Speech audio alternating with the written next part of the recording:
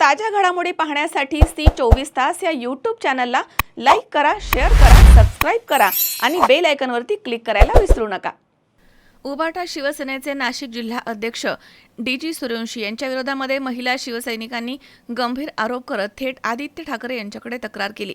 बैठकीच्या दरम्यान पश्चिम नाशिकच्या अध्यक्षा श्रुती नाईक आणि युवती सेना अध्यक्षा राणी गवळी यांनी महिला कार्यकर्त्यांच्या वतीनं आपली व्यथा मांडली आहे।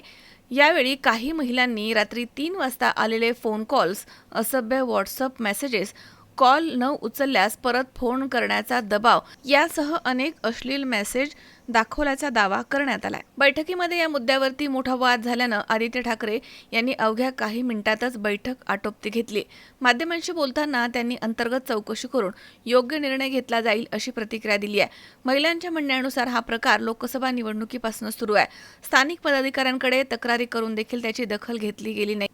त्यामुळे अखेर मातोश्रीपर्यंत विषय पोहोचवण्याचा निर्णय घेण्यात आला। या प्रकरणामुळे जवळपास 500 महिला शिवसैनिकांनी पक्षाचं काम थांबवलंय असा दावा करण्यात आलाय। दरम्यान डी.जी. सूर्यवंशी यांनी सर्व आरोप फेटाळून लावत हा राजकीय कट असल्याचं म्हटलं आहे।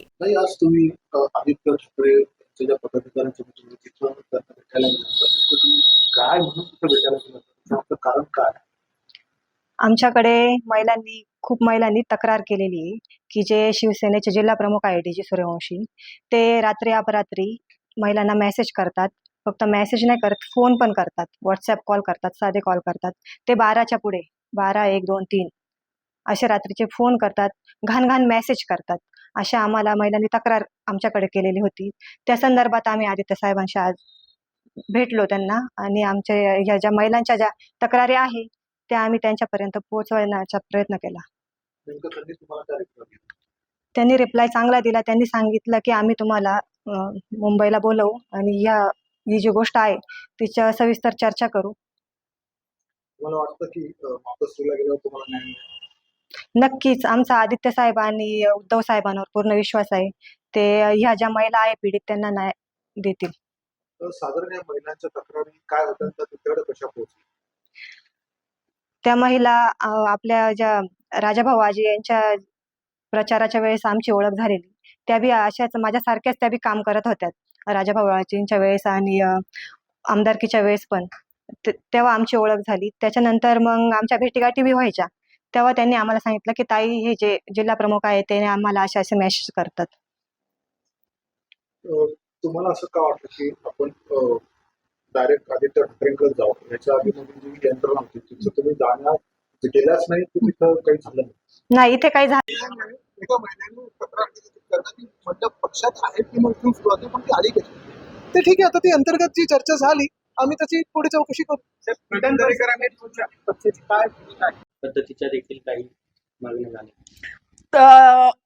आधी सुरुवात तर त्याने खूप मैत्री वाढवण्याच्या दृष्टिकोनातून केला, पण त्याच्यानंतर त्या तक्रारी अक्षरशः म्हणजे अश्लील होत गेलेल्या आहेत आणि त्याने मागणी पण केली आणि हेच आम्ही साहेबांच्या पुढे ठेवणार। साहेबांचा काय रिस्पॉन्स?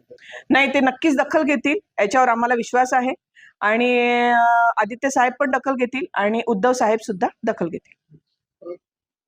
तुमचं आम्ही जेव्हा संबंधित जिल्हा पक्षाने विचारलं, त्यांचं म्हणणं की हे आमच्या विरुद्ध रचलेलं षडयंत्र त्या शिवसेनेत विरोधामध्ये नाही आणि त्यांना कुठेतरी इथं घुसवलं आहे असं त्यांचं म्हणणं।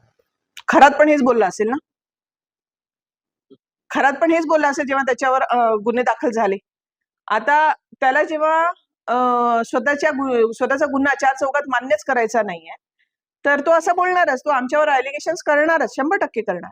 पण आमच्याकडे जर समजा ही गोष्ट वाद वाढत गेला तर आम्ही ही फॉरेन्सिक लॅबला सुद्धा त्यांची मोबाईल द्यायला तयार आहोत आणि ह्याची पूर्ण पुरावे आमच्या महिलांच्या जवळ आहेत। या सर्व प्रकरणात एक लक्षात येते की पोलिसांमध्ये तुम्ही अजून नाही गेला, त्याचं नेमकं काय कारण?